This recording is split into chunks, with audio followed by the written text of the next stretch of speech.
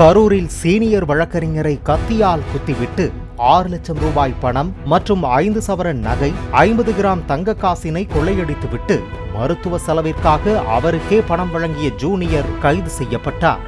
சுங்கக்கோட்டைச் சேர்ந்த ஆறுமுகத்தின் வீட்டிற்குள் முகமூடி அணிந்து நுழைந்த 3 பேர் கத்தியால் அவரது முகத்தில் குத்திவிட்டு கொள்ளையில் ஈடுபட்டனர். சிசிடிவி காட்சி அடிப்படையில் இருசக்கர வாகனம் ஒன்றை ஓட்டி வந்தவரிடம் தனிப்படையினர் விசாரணை நடத்தினர். அதில் ராஜீவ்காந்தி என்ற அந்த நபர் ஆறுமுகத்திடம் ஜூனியராக வேலை பார்த்து வருவதும் நண்பர்கள் 2 பேருடன் சேர்ந்து கொள்ளையில் ஈடுபட்டதும் தெரிய வந்தது.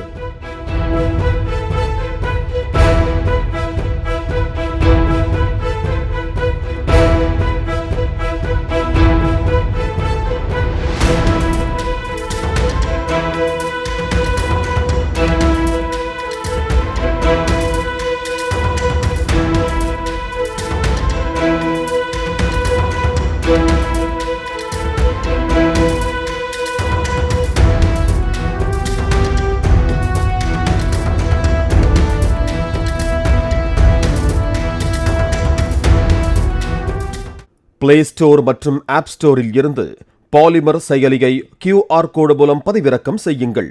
செய்திகளை உடனுக்குடன் பெறுங்கள்.